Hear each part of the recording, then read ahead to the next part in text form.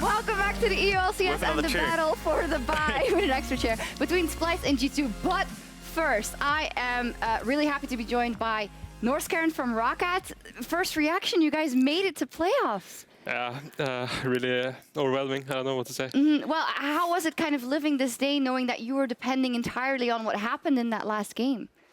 Yeah, the loss to HK was really sad. We really wanted to win, and we lost twice to them. But watching Fnatic win, and yeah, we were really cheering for Fnatic, and it was really like amazing watching them win. Yeah. Okay, so what went through Blank's mind when he put the wall up? I actually need to know.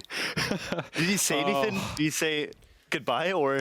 I think he just said it. Oh, I did a mistake. Like, it was kind of funny. Yeah, but it's really nice that you guys were able to grab this. Otherwise, you may have had to play another tiebreaker. Would you have felt confident going into that one? I mean, you still played a good game before. Yeah, we're pretty confident. I think. Like, I think we would have won. Like, obviously I say that, but yeah, I think we would have won. All right, fantastic. Can I just get some final thoughts about your first split in the LCS? And this is a huge thing, making it with this lineup that a lot of people rather didn't really believe in. I can say it that way, and you guys just showed them all wrong. Yeah, it feels really good to come in as underdogs and winning. So, like, even though people doubted us, there were some people that believed in us, and I just want to say thank you to them. So, yeah, thank you for believing in us, I guess. Okay, fantastic. You said you would only dab on air if you got to Worlds. Well, I'm going to do it for you. There we go. And we're also going to grab Deficio here. He's going to come in. You know, there's a first time for everything. He's just gonna. There we go. Whoa, where did he come from? Because out of nowhere. Because we have a full panel for our next game, a very important game for second place and for the quarterfinal bye between G2 and Splyce. So Fnatic has been locked in first for a long time, but due to Vitality losing to G2 earlier, we get that tiebreaker game. So let's start by talking about Splyce today versus Giants. Norskeren, did you see that game? No, I don't actually think I did. We went eating. I was just relaxing. No problem at all. But it was a very good game. Splyce was phenomenal in that one. Amazing. So they should at least have some confidence coming into this. Yeah, the amount of plays that they did in the early game, especially on Xerxe's Zac, was just incredible. They kept diving the top lane. Rune didn't have any chance. He was basically stuck under the turret, and if you ever went out, you see what happens. Like, you have Nisqy even TPing in. And that was basically the story of the game. Repetitive ganks and the same play over and over again. But Splyce, they were confident and they were clean. And the last couple of weeks, Splyce has become better and better. Norskeren, what is kind of your impression of Splyce right now? Splyce seems like a really dangerous team. I would rather face G2, I think, than Splyce, like in playoffs. So what is so dangerous about them?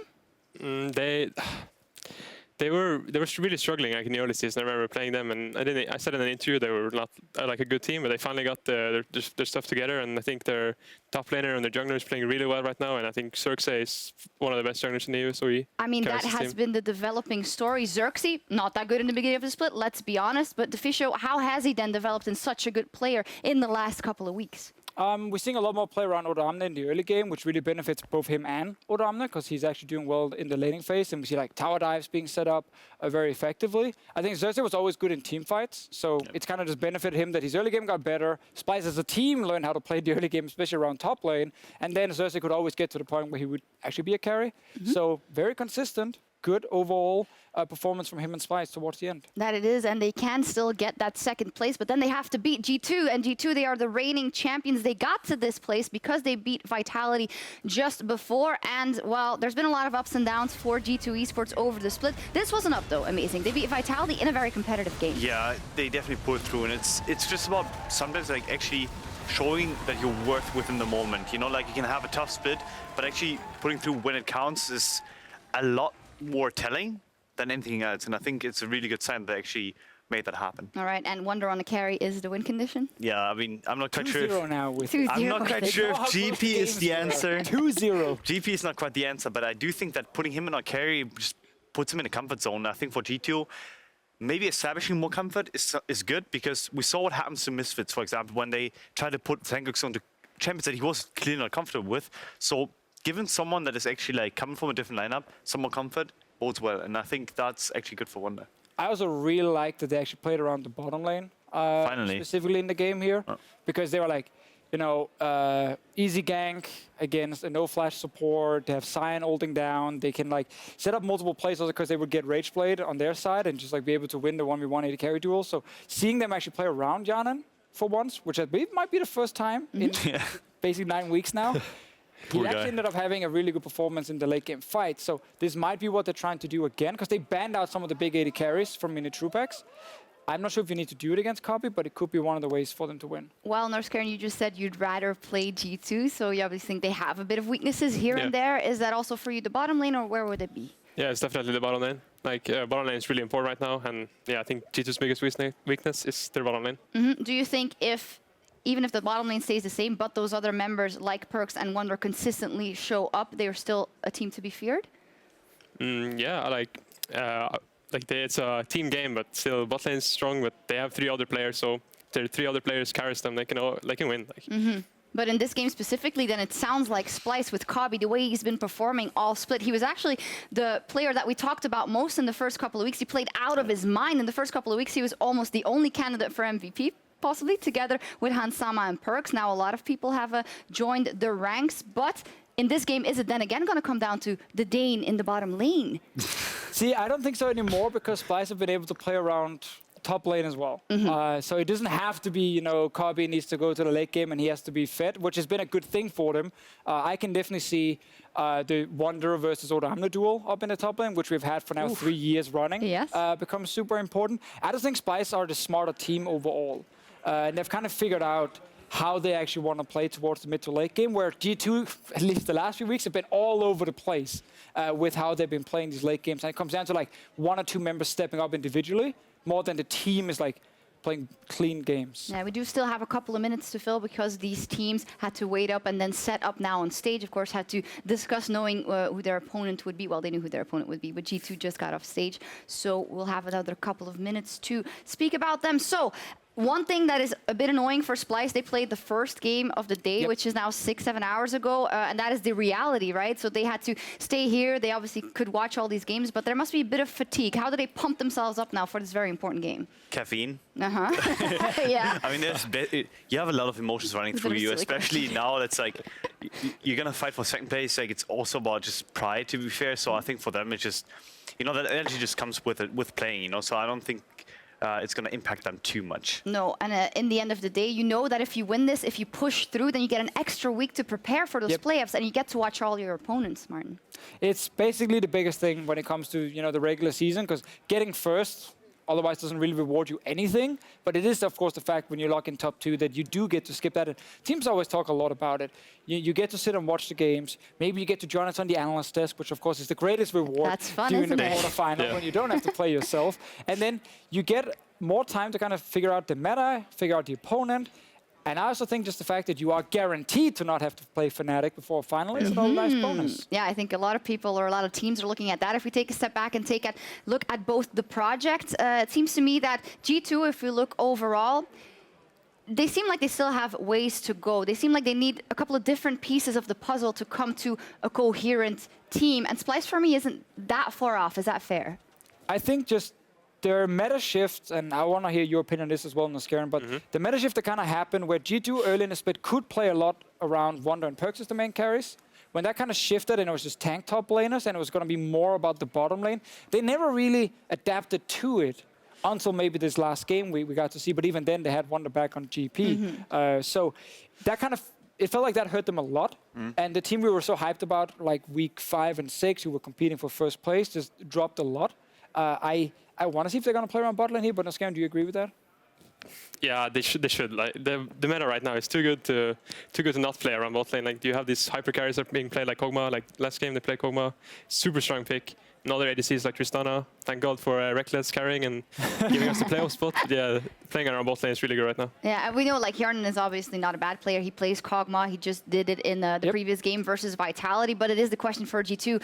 Are we going to put all our resources in there when we have a top laner? And if we feed him, he might take over the game as well. So I'm very interested to see what picks they go for and what strategy they go with. But it feels to me like Splyce has a bit of the edge, even though they've been waiting all day. Their recent results, they had a 5-game winning streak. They had a blip on the radar yesterday, but they had a fantastic game versus Jankos. Let's put it this way. If both teams play their average game, Splyce will win. If both teams play to their outer limit, I do think that G2 should be the favorite, because I still do think that the individual talent on that roster can pull through in certain games. And I would never count like a 4-time champion in PerkZ out. Well, that's a good point. That clutch factor in PerkZ.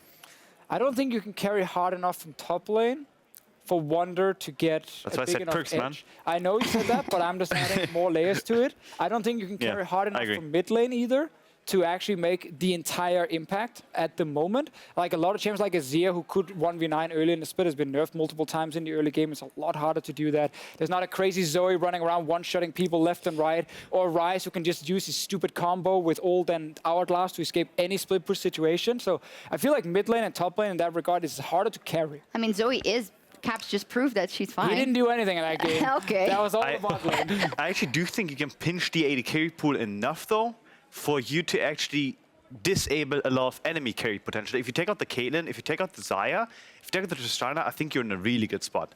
I think we just get things like Jinx.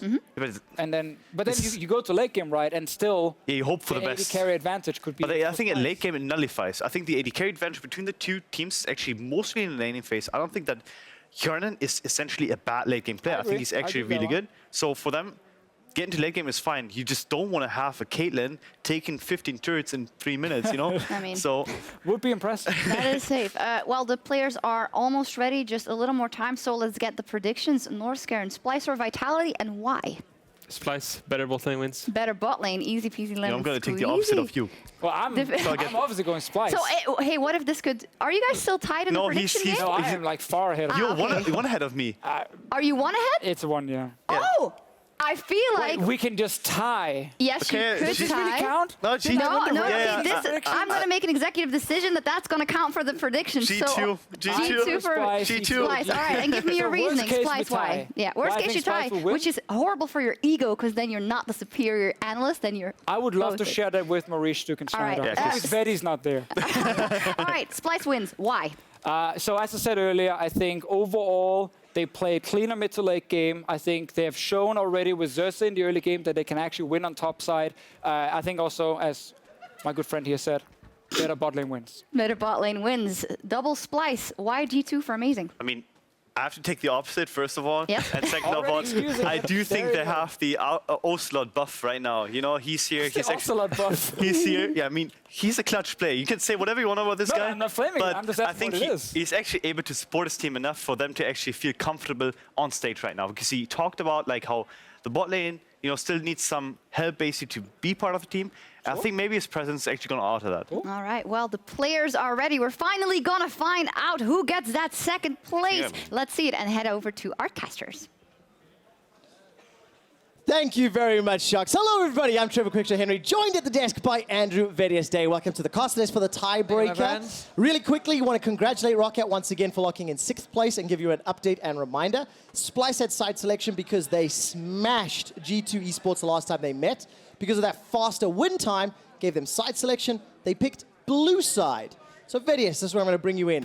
What do you make of side selection to begin to pick some bans? Both of these teams having pretty big wins. But Splyce's win earlier today was way more confident, but it was a long time ago. Yeah, I feel like right now, red side is the stronger pick because it allows you to get that counter, but also with so many powerful picks available in the current meta, by having red side, it allows you to draft 2 while only giving your opposition 1. But Splyce clearly have a strategy in mind, and right now their focus seems to be locking out the bottom lane. Well, it definitely seems to be the case. Tom Kench, Cogmore already removed.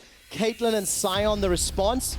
Reminder that this is the tiebreaker game, the playoff bye, the birth into semifinals. Whoever wins here books their ticket to Copenhagen, guarantees they will appear on our roadshow offline finals, either 3rd place or the final.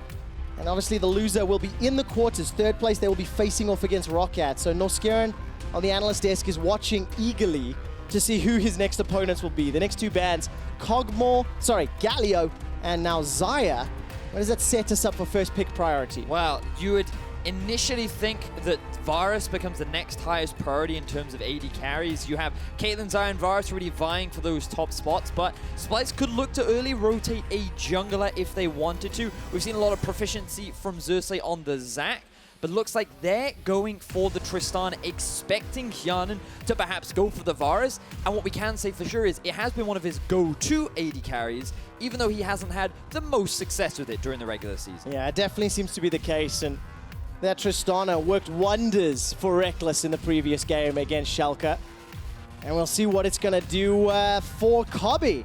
Of course, on the other side, G2 Esports locking in the Camille as well as the Olaf. The Olaf has been in the ban pool so much in 8.5. He's a hella strong jungler. Let's think back to G2 versus H2K.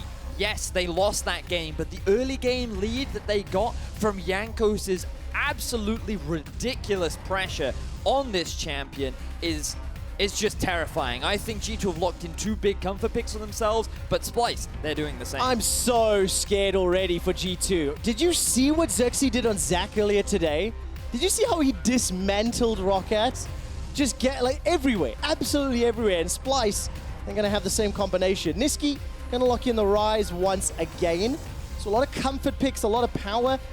I like the options that are already on the table for Splyce. Now, I feel like G2 will look to lock in their mid laner here, allow Splyce to ban away AD carries, and then bring out the surprise Sivir.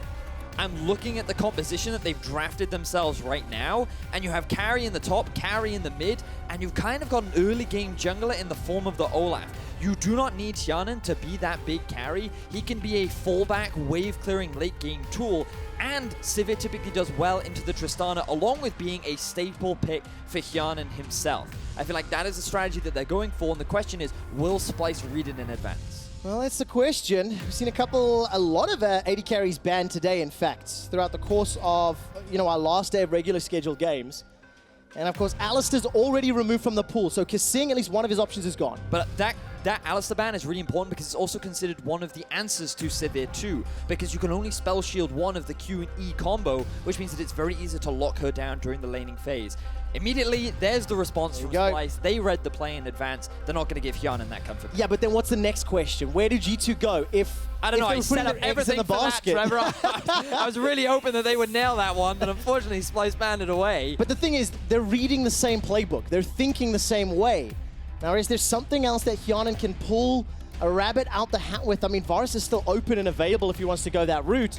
Cho'Gath is going to be the next ban, denying that option for Odoamne. Now, Swain has been a bit of flavor of the week. Obviously buffed on 8.5. Been picked several times, saw him a couple times today. Still available. Do you risk running that into Camille? Is it too risky? I think it's a little too risky. Swain typically has a bit of a rough laning phase because he relies a lot on items and he's fairly short range, which means you want to put him up against tanks where he can provide a similar role to Vladimir and just poke out, sustain, and just be a nuisance. Putting him into a Camille would really give him a much harder laning phase, and for Odo, I feel like you want to go for the safer route. Go for this double tank comp. I feel like Gnar may be a good option. It can be a little bit rough, but I think that in terms of the laning phase, it should be a fine and safe option for Splyce. Well, Odoamne has played that Gnar once the split already.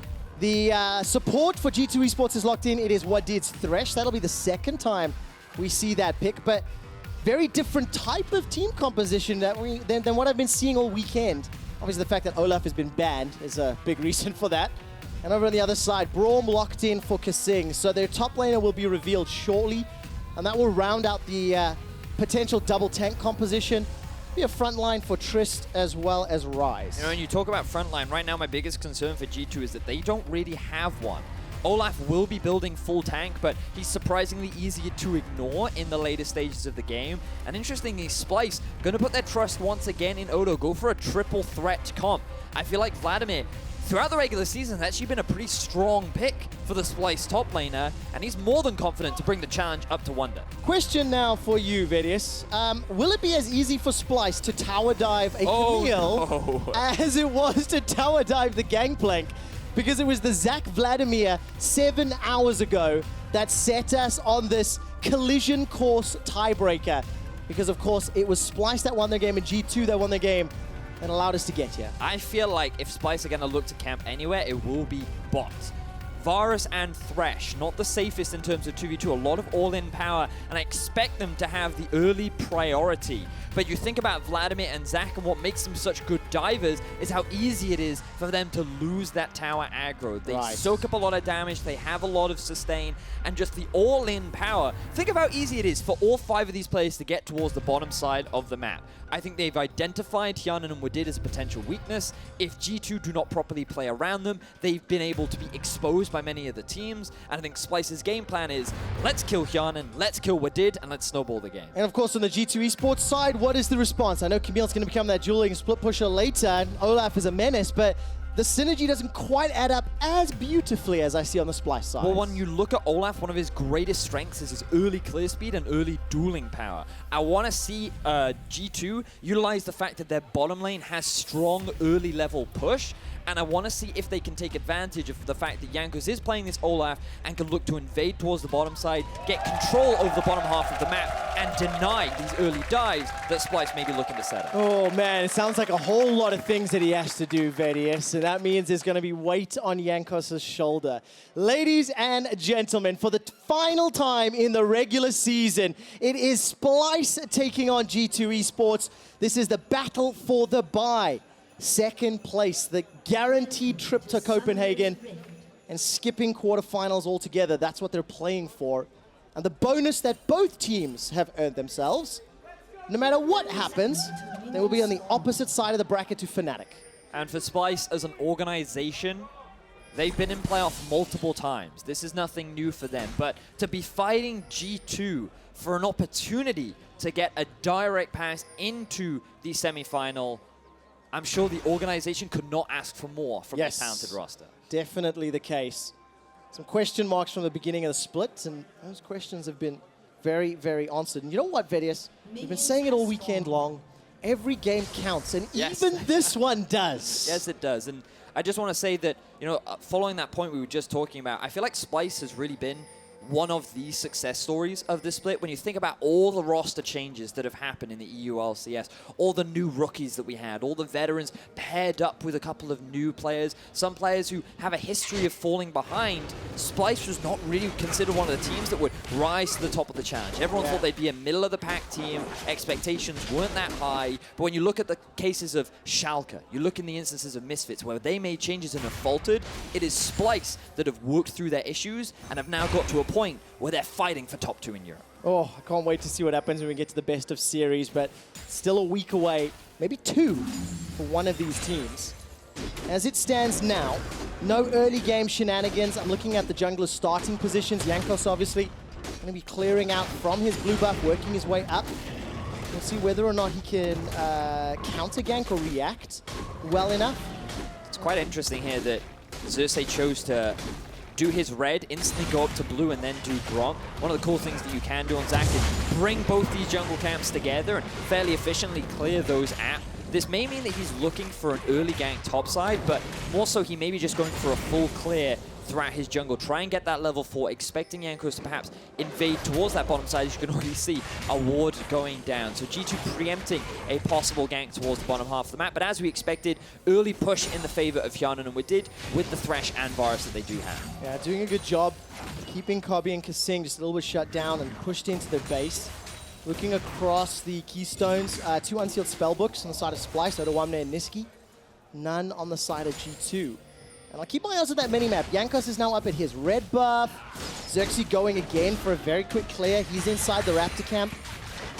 And we'll get close to that level 4 very soon. I want to take a quick opportunity to talk a little more about this Wunder Odoamne matchup. It is a bit of a mainstay matchup in the European LCS. These two top laners have been battling for a very long time.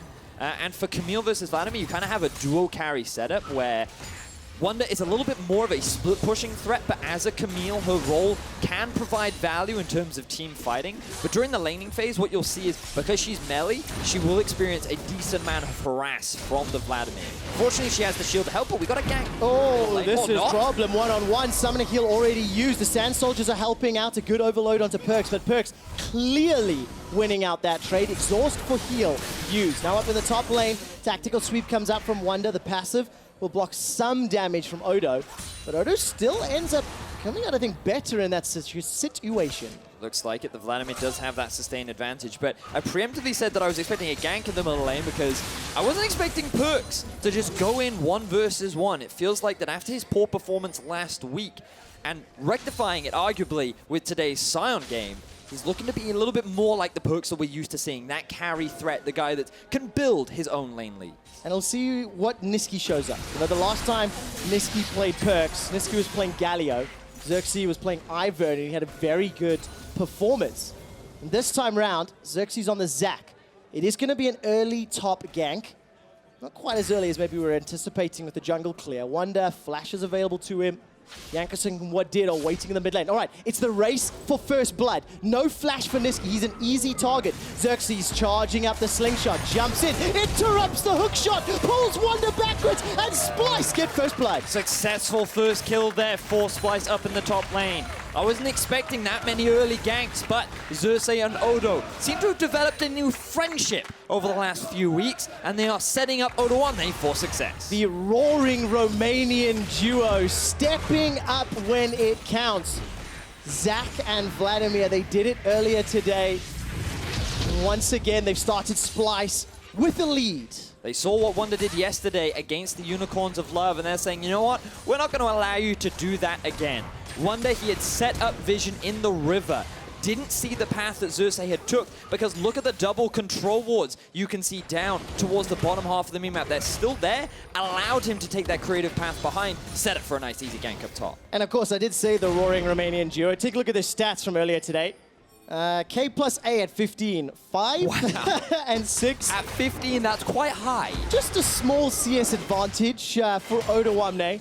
A mere 52/S. And look at that jungle proximity, man. These two had a lot of criticism at the very start of the split, but the amount of growth that they have made has turned into monumental success. But now we're looking at Jankos to provide that same kind of success. Can he work with PerkZ in order to find those opportunities, given that at the very start of the split, these two were the players that we were looking at to be the big playmakers? Absolutely the case. And, you know, in Picks and Bans, I asked the question if the Zach Vladimir could tower dive Camille. They didn't need a tower. They did. Like they can just do it in the lane. Obviously, we've kept our focus on the top because that's where some of the action and the trading has been. But I want to bring our attention down to the bottom lane. Hjärnan and Wadid are still farming up a small advantage, plus 10 CS at 6 minutes. And Hjärnan on the Varus, some question marks and some pressure on this bottom lane. If Splyce play around him to try and shut down Hjärnan, a lot of targeted bans during the draft, and now is a fairly low mobility champion against Zach, Ryze, Trist. He's going to be pretty juicy targets. Yes, he certainly will be, and the reason why we have these stats on board is because when G2 do play around Hjärnan, you can see how much of an impact he truly can have. We got to talk about the impact in top. The impact is Jankos gets a kill with the help of Wunder. And I think he's going to be pretty happy with that. Jankos wants to return the favor. Former teammate Odoamne now feeling the pressure from Jankos. Off to a good start. This is what you need on the Olaf. Getting those early kills will definitely help out G2, as the gold is still very, very close. Even in gold, pretty much even in CS. It's only the 10 CS between AD carries that matters. And what I love about replays like this, it's just get run down, just get dunked, basically. Yep. I wonder what happened to Odo's pool there. I wonder if it was on cooldown from perhaps a bit of an earlier trade. Regardless, river control was gained. Now Xerxe looking for a gank in bottom. Party in the bottom lane, interrupt onto Hjärnan, let's bounce, not available just yet. It was used, in fact, I take it back. Wadid's now going to be the target as Kobbe's already got the first kill. Here comes Jankos, he's flashed forward, manages to pop the cell division. Buster shot will knock him backwards as now the bloblets are being targeted. They're squiggling and wobbling and teleporting together. Xerxe's now going to bounce away to safety. Teleport gets channeled and finished by Nisqy, and he instantly summoning heals to back away. Splyce get the kill. Yes, now Splyce make the gank bottom happen. Nisqy still doesn't have flash, but it doesn't matter. It ends up saving his jungler's life, so I call worth on that one. Splyce able to pull off 2 successful ganks now as Jankos is the one falling behind. I really like the proactive plays. I like the fact that 8 minutes in, we've seen several ganks, we've seen teleports. Both teams are playing to win and utilizing the early game tools available to their team composition. And that was just so good from Xerxe. He saw that the AD carry was about to take the lantern, and he took advantage of it, grabbed Hjärnan, threw him into Wadid, and said, hey, listen, I know you want to take that lantern, let me speed the process up for you, and then drag you back into my team, allowing Splyce to get that kill down in the 2 versus 2. The Ignite should have got the kill. There's the so kill. Close. Fantastic. And now where's Xerxe? Back him in the top lane, looking for another game. Dun, dun, dun, dun, dun, dun, dun, dun. 44% jungle proximity earlier today. Xerxe spent a lot of time around his laners, because he made it very, very useful and effective. 6 kills plus assists by 15 minutes. G2 Esports putting up a significantly stronger resistance this time round than what Giants did. And now we got a kind of take a look back at how the early game has gone, because we talked a lot about expectations for this game, Quickshot. We said for Jankos, he wants to try and stop some of this early pressure from Xerxe, and so far He's not done that. not been able to do that. Nope. We've seen successful kills in top, we've seen successful kills in bot, and that has allowed a healthy CS advantage to be built by Odo and an equalization for Kobbe. And on this Tristana, with the recent nerfs, that is very important. Yeah, have you ever played Checkers, the board game? I have played it. And you take turns just stealing one another's pieces. Yes. That's what's happening, because look, Jankos is not in place to counter gank. Xerxe is like, it was my turn, good old chap. And now Jankos, though, And Jankos he's says, looking now to make it's his my own turn. move. Let's take a look. There's the precision protocol as well as the Hextech ultimatum. It's dodged by the Sanguine Pool. Odoamne manages to survive a few seconds longer. Dancing, ring around the Oh my Rosie. God, he The gets tower out. survives. The timing of that W. And good sir, now that Jankos is done, it's Xerxe's opportunity. Wadid and Hjärnan realize that they've backed away from the tower. Oh my word, that was so good from Odoamne, pooling at just the right time to get out of the Hextech ultimatum, allowing him to escape underneath the tower, utilizing the heal back from his ultimate as well. Perfect, perfect play. And after all of these early plays and seeing the draft, I want you guys at home to predict who will win. Kobbe is going to get some damage down onto this tower. Who takes second seed? Who takes third? Hashtag every game counts. Log those votes and maybe we'll get to read some of them a little later. But as it stands, there's not a lot separating these teams. And they keep trading blow for blow. Xerxe is going to start off this dragon. There's great vision control in the river. And here's a replay. So that pool right there, fantastic timing from Odo, and you'd think, oh, they can dive this. But smartly from Jankos, he recognized, okay, I can only tank a little bit more, I'm getting out. Wunder has cooldowns, so he can't commit. And they result in a no-kill topside. And I think this is fantastic. I'm so happy this tiebreaker happened because Deficio, he got a bit of flack. He went on the Euphoria podcast, he said, I think Xerxe is the best jungler in Europe right now. And so many fans lashed out, they said, no, it's Jankos. Jankos is the stronger jungler. Jankos deserves to be the title of the king jungler in Europe. Now the two are going up against each other, and Xerxe is schooling Jankos. 0-0-2, Cinderhulk picked up, utilizing the Zac kit flawlessly. Oh, so well. I don't think Xerxe has missed a stretching strike all day long. And look, he's going for another gank. Hjärnan doesn't have his flash up yet. Dun, dun, dun, dun, dun. Stretching strike connect. Hjärnan gets dunked. Let's Bounce comes backwards. Easily donated to Kobbe. And Splyce just making it look easier. Tower first blood available as well. And this was the Splyce game plan. Shut down the bottom lane. Attacks the weakness of G2, which is Hjärnan and Wadid. Narrow down that champion pool and look to punish it. But Vedius, it is still a game of checkers. My turn, your turn. My turn, your turn. After tower in the bottom goes down, all of a sudden G2 are pushing mid.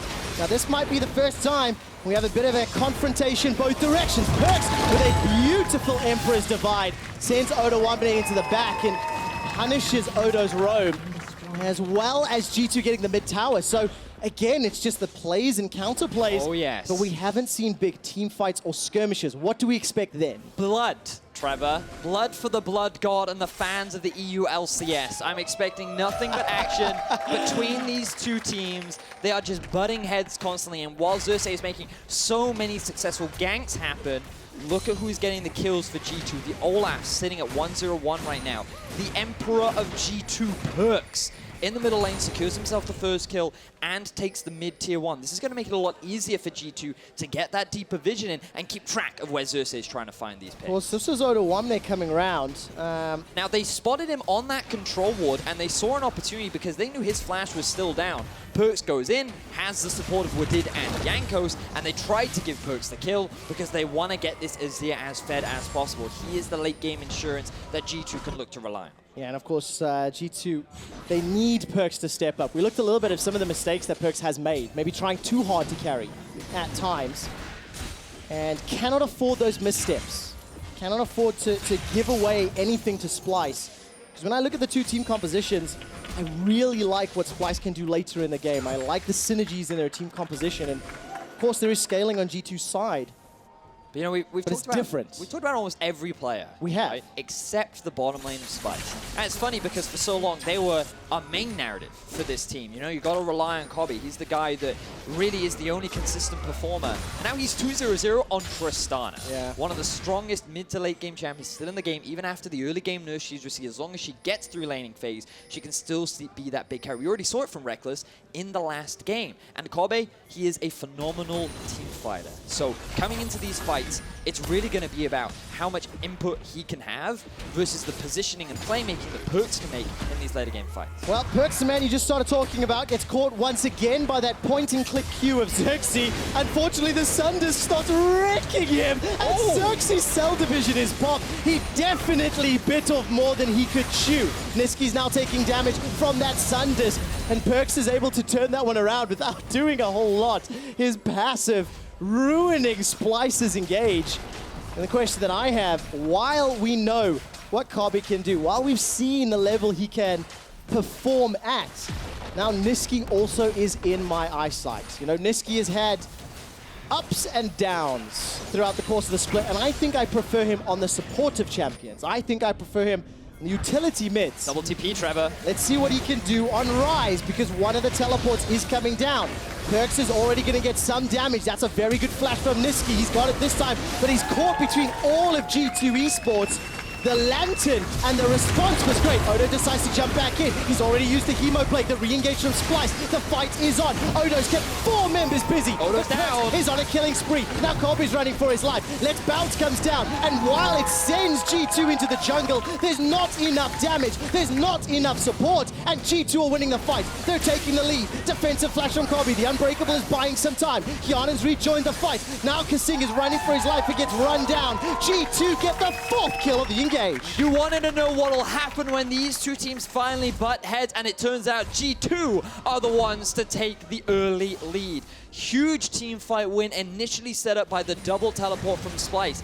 They wanted to lock down Hjärnan, but a good lantern from Wadid keeps his AD alive. Now Nisqy is the one that ends up getting collapsed upon. Very quick kill for G2, and they kind of want to disengage, but Odo, he has other plans. Dives in, gets a 2-man ultimate off, and it becomes a battle on 2 fronts. Who can kill the front line first? Turns out, G2 win that one as well. Odo drops, Xerxe does what he can to escape, and then the chase continues for G2. I mean, you look at the damage options for G2. Camille, Olaf, Azir, Varus, and they were going up against what?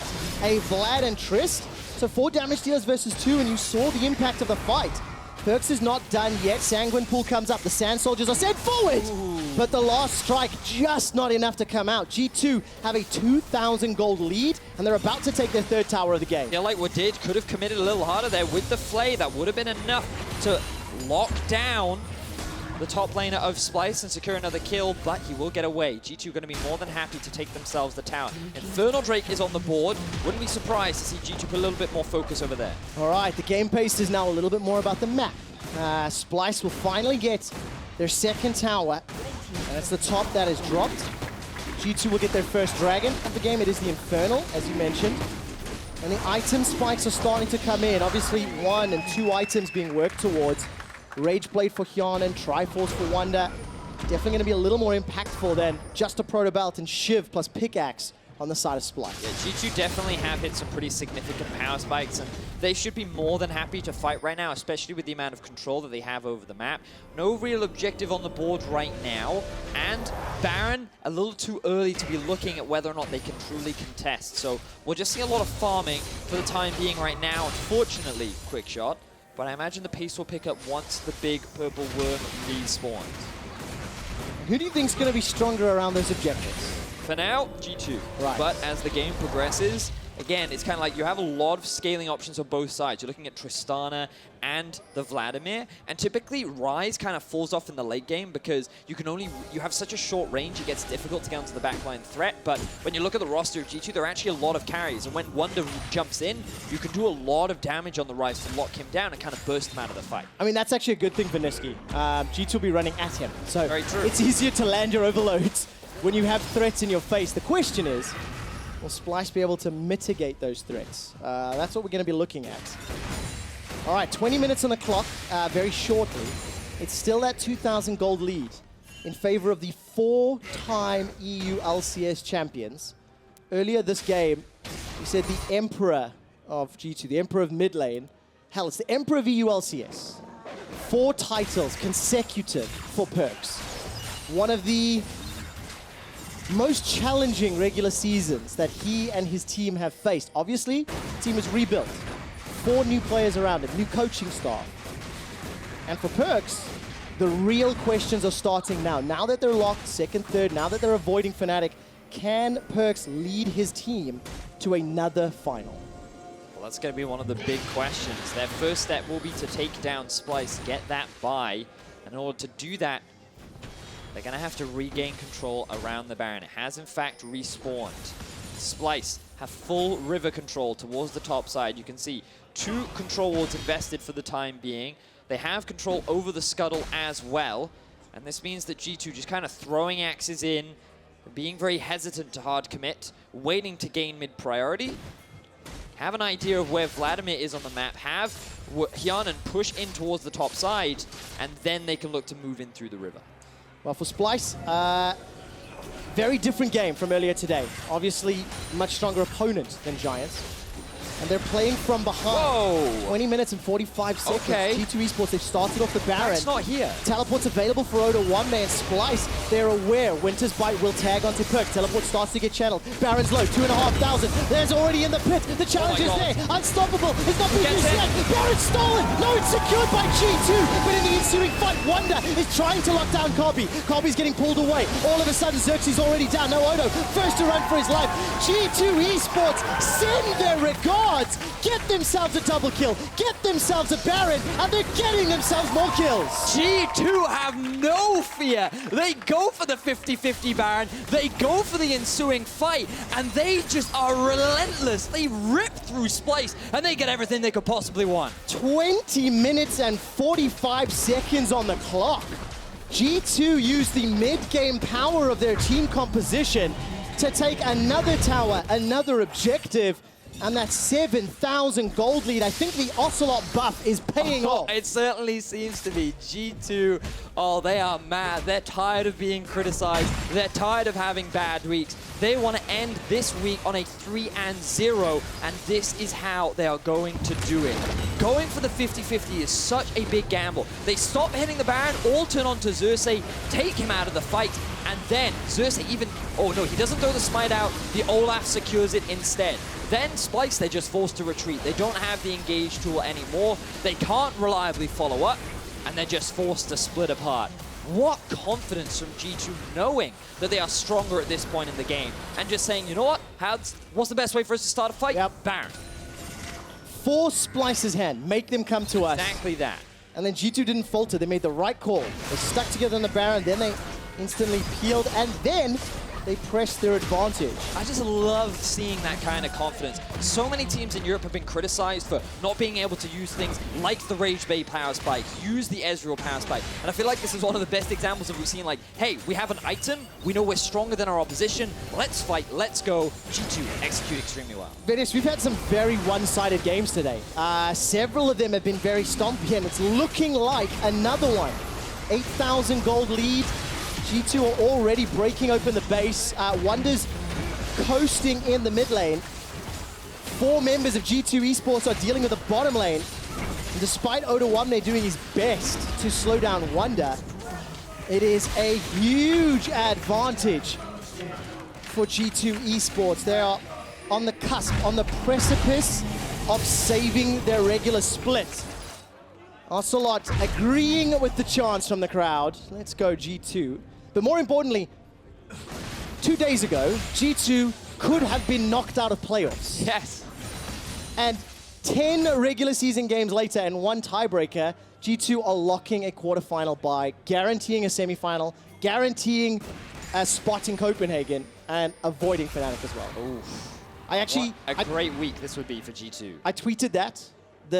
This tiebreaker, both of these teams will avoid Fnatic. The G2 Esports Twitter account replied, actually, Trevor, Fnatic will now avoid G2 in the bracket. I appreciated the cheekiness. Well, G2 have still got to end the game. And to be fair, G2 have thrown larger leads before. So before things are over yet, let's see what Splyce can do. They're going to have to concede the bottom inhibitor, as we just saw. They'll have to lose a couple more towers as well. The gold at this point would be seen as insurmountable. But you have the Tristana and the Vladimir late game insurance.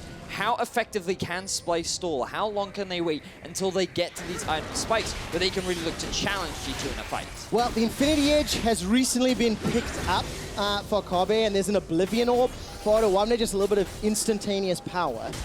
And obviously, we've got the Zac engage, the Ryze engage, if G2 overstep their bounds. And the wave clear is very strong. I don't see a banner of command on the side of G2, so Nisqy and Kobbe can do a very good job of pushing those waves back. But there needs to be 10, 15 minutes of defense. This now becomes PvE in some ways. Avoid the enemy champions and just play and take what you can from Summoner's Rift. You know, and I threw a bit of shade at Jankos early in the game. Xerxe definitely did have his number, but 100% kill participation from the G2 jungler. His contribution in these fights has been significant. So if Jankos were to get the opportunity to respond to your shade, what would he say to you, Vedius? Probably throw an axe in my face and say, Promarcia! Tenderize your meat with that hammer of his on the skin. It's definitely something Jankos would do, no doubt in my mind. Now G2, they're setting up for the Baron. It's not going to be spawning that soon, but it is the easiest win condition for them. They don't want to risk a dive because, as we've already identified, Splyce do have a solid team fighting composition. So G2 don't even want to give that opportunity over to them. 2 minutes now, gaining full control, steal away all the buffs, and just easily take this objective and hopefully win a fight if Splyce comes in. I mean, you can see a couple of control wards in Splyce's jungle. This is G2 I'm talking about. Thank you, observers. G2 obviously a minute 40, gonna backspin the money, get their waves pushing and set up for this next Baron. Yep. Now for Splyce, Xerxe has stolen Barons in the past. There's a good comp if you can get Vlad and Zac and Tristana together in that pit. But there's no room for error, not a single mistake, because the gold difference is gigantic, the item power difference currently is gigantic. I mean, if you just compare 80 carries, Ayed, Shiv, Zeal versus Rageblade, Blade of the Rune King, and Wit's End, an entire item completed ahead. So Hjärnan is a great position right now. Oh, he certainly is. He's going to be dishing out some serious damage in these fights. I'm looking forward to seeing if he can redeem what was a bit of a rough start for him. To his credit, he was ganked a lot. And now he is contributing much more. 10,000 gold lead in the favor of G2 Baron in about 50 seconds time. And for Splyce, they just need to gain what control they can back over their jungle, but we're not giving them any leeway. Seriously, look at that mini-map. It is completely G2 focused in the western quadrant. Control wards, zombie wards. Every time Splyce try to get a bit of wards back, instantly clear down. Yeah. So for G2, it's textbook play now. You know, use the lead, don't allow them into the jungle. This is Splyce. Don't allow Splyce to challenge your vision. And once the Baron is picked up. Yeah, watch it how quickly they clear the Baron as well, because Azir, one of the best Baron taking mid laners in the game, with high DPS. The on-hit Hjärnan build as well. Very, very true. And Camille can largely just sit in the bottom lane and create pressure, forcing Splyce to split apart. And here we are. This is it. The Baron spawns. G2 looking to end the game on this play. All right, teleport available for Wunder. No teleports on the side of Splyce. Baron started. There's not even going to be a contest here from Splyce. Nobody can get into the pit. So safe, easy, secure. And that one was just melted where it stands. The Sun Disk is going to go down shortly. In actual fact, this Sun Disk has really ruined Splyce's day. An engage about 10 minutes ago. It almost took out Splyce. It certainly did. The fun disc for G2, one could argue. Now, let's see how much more fun Splyce can have, because they have to go up against a 11,000 gold, Baron-powered 502 PerkZ that is in a bad mood and wants to secure himself a playoff spot. Yes, as long as he doesn't pull a Corky engage like last weekend. Yes, very true. Where a little over-eager, you know, feeling the opportunity without the full picture. Of course, there was an invisible Xerxe that he didn't know about. That's so fair.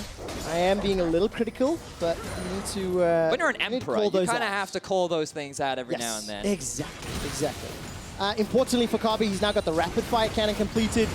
Gonna need that to try and take out the minion waves. Odo's gonna use the Protobell, just threaten some sort of engage, but keep your eyes on the minimap.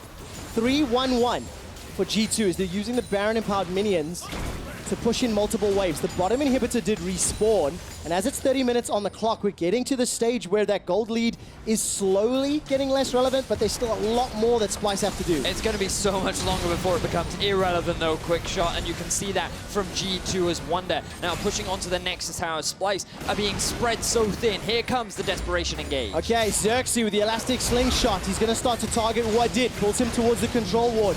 Wadid is the target as the Locket Divine Solari gets tagged down. Finally, he gets popped. Let's Bounce comes backwards. Wunder's got himself 2 inhibitors with the help of PerkZ, and the rest of G2 have stopped the fight. Now it is a 5 versus 4 Nexus tower defense.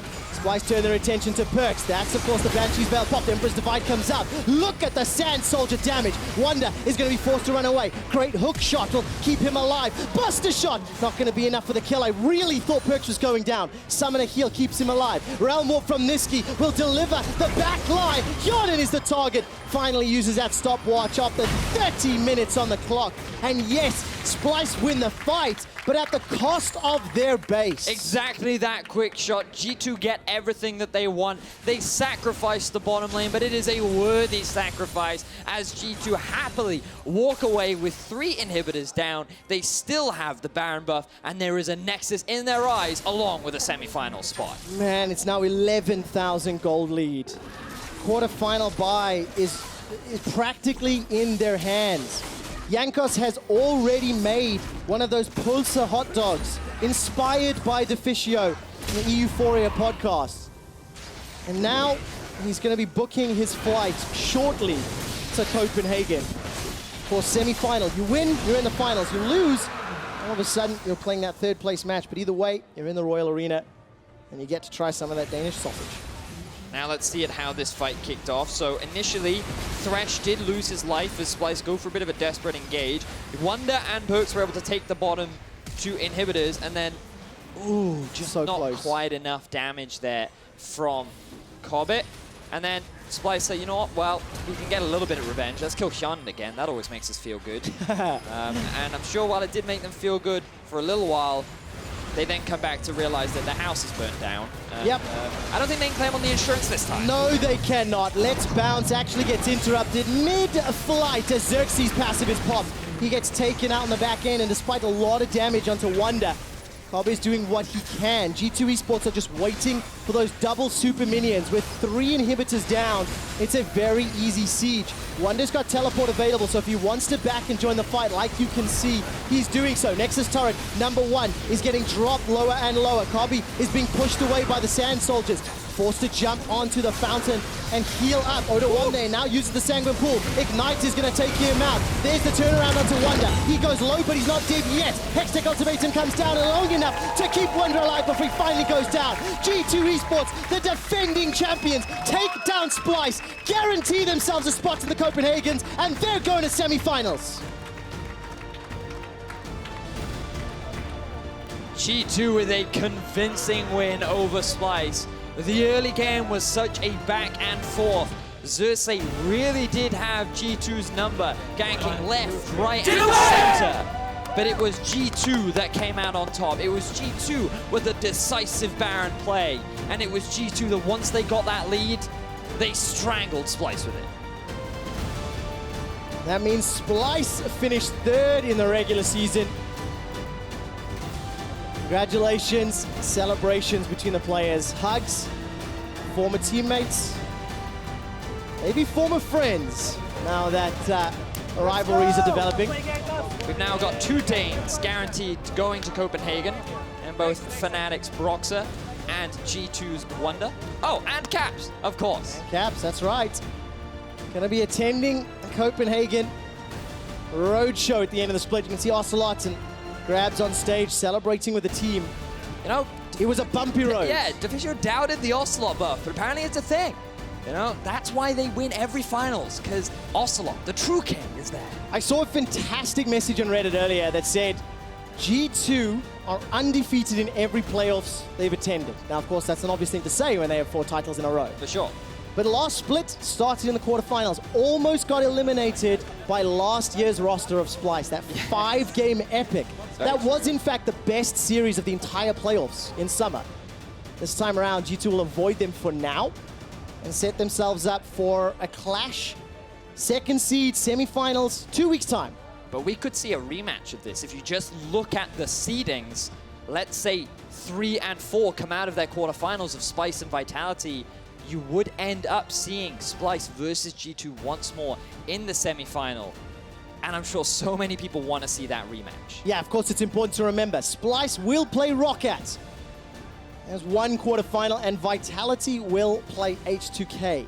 Ooh, that's gonna. Oh, those Gonna are be quite interesting. interesting ones. Those are two explosive teams. Because when Splyce go up against Roccat, you've got two teams that are a little bit more mid-late game focused, whereas Vitality H2K, I feel like you could have a lot of early game bloodshed with those. You can. And also, when you look at those two teams, Vitality and H2K, they are explosive. They can be explosive in a good way, yes. and they can also self-implode, yes. as we have seen many times this and split you've got already. two rather like young rosters in the sense, I say young, because I always think of Sheriff immediately, right? But you also think of how long it's been since Promiscu and some of the players have been to playoffs. Yes. And you go up against a very young roster in the form of Vitality. How will they perform in a best-of-5 scenario? What kind of experiences will they have in being able to play in that kind of a format with that kind of pressure on the line? Well, we're going to have to find out, of course. Quarterfinals and playoffs start next week. For now, though, we had the tiebreaker. We know our 6 playoff teams, and we know exactly how the matchups are going to play out. And for G2, it's going to be an interesting debate, interesting discussion around how good they are, how bumpy this road has been. It certainly will be. And I can't wait to discuss it a little bit further. But before that, we're going to chat to Laure as well as PerkZ and Wunder. Thank you very much, Quickshot. Indeed, very important victory here for G2. Guys, congratulations, PerkZ. What does it mean to you to know that you won today the Battle of the Bye? Well, it's kind of a nice feeling. I was ready to go to quarterfinals after our last 2 weeks performance, but today winning, like we played a lot like with more confidence than usual. Like we were like pretty like decisive, even though like we're not that good yet in terms of like our knowledge and what we can actually do, but we were decisive with what we know and what we got, and it showed in our play today. And also, like I stopped inting. So that was like that's a good relief because yeah, the 2 games before that was really tough for me. So yeah, I'm really happy now. Yeah. And Wunder, it must be also a good victory for you because you will be playing in front of your home crowd. What does it mean to you to know that you will be cheered by Danish players and crowd? I haven't been to any. I haven't myself played in any event in Denmark yet, so it's going to be really exciting. I think like I've been in the Royal Arena before watching CS when it was held there, so. It looked pretty awesome, and I can't honestly wait to play there. It's really exciting, yeah. So you saw it already. How do you imagine it full with people cheering for G2 and for you? Well, I hope they will cheer extra hard for us since I'm Danish. But like honestly, I can't wait, and it's super relieving to actually make the playoff bye because we have been really bad the last couple of weeks, even though we had a really good like mid-split resurgence where. I think we had maybe too many expectations, and we forgot like the process in which like we have to keep improving and like not forget everything we've learned, and like we just tried to go too fast, I think, and that like ended up hurting us a bit. You talked about your level, but I want to talk about the level of Europe in general because I think the level was stacked this year and the standings have been pretty tight. How do you explain that? Well, I'm not entirely sure. It's kind of an enigma for this split because a lot of teams, like as you can see, the last day, all 10 teams could participate in playoffs, which has never happened before. And it's honestly, I'm not sure if it's because of teams or it's because of the meta changes so much. Like this split, there's been more like mid-split patches than ever before, and there was actually not small patches. There was like huge patches, and that shows that the team they had, like let's say teams who were winning in the beginning of the split. They just stop winning and start losing in the middle of the split because there is a big meta change. So it's combining with teams not being good enough and knowing what they have to do with meta changes, and it just ends up in a stacked split where the teams are actually not so good as we can see, but it just looks very close because everyone is kind of like equally bad. Besides Fnatic, they're a bit better than the rest. So yeah. It's kind of like that. I see it like that, yeah. Okay, and talking a bit more about the meta, the patch will be 8.5 for the whole playoff series. What do you think of this patch so far, Wunder? Well, this patch is for sure better than the last one. I think How so? it favored us a bit in the champ picks as well. Like I feel like I'm a bit more free. And honestly, like after learning the patch as well, I could probably have played like this last patch too.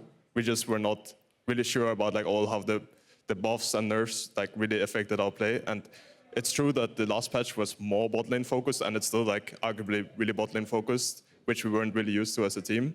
But I feel like I have some freedom right now since I've learned the patch and we have learned like what our priorities are to really shine now. And there was the Bannon nerf, of course, and we had the opportunity to see Swain in the top lane. What do you think about this champion since he was buffed? Well, honestly, I've played Swain even before the buff, and I think it's pretty strong. I think a lot of EU top laners don't know how to play it, and they build wrong or they just choke on stage and play really bad. So, I mean, it was banned against me yesterday, and today, I mean, I went for the Camille instead. So I think Swain is really strong, and maybe I'll play it sometime. All right, and last question for both of you, PerkZ. Who are you looking forward to face in semis? Who can we actually face? Like, Who are you looking forward to face? Who would you like to face? I'm looking forward to face Fnatic in finals. Oh, already? Yeah. So you see yourself in the finals already? Yeah, I see myself in the finals for sure. I think it's Splyce and How about Rocket you? we can face, no? Splyce sorry? and Rocket? Splyce? Splyce or Rocket? Splyce and Rocket. Yeah, I don't mind either teams. How about you? Well, I mean, for semis, I wouldn't mind a rematch against Splyce. I think that's the most likely scenario anyways, since I don't think Rocket is really going to challenge Splyce in a quarterfinal. But yeah, I'm also looking forward to just playing, because semifinals is still going to be in Berlin here, and I'm just looking forward to Copenhagen and playing finals. We'll see about that. Well, congratulations again to both of you for today.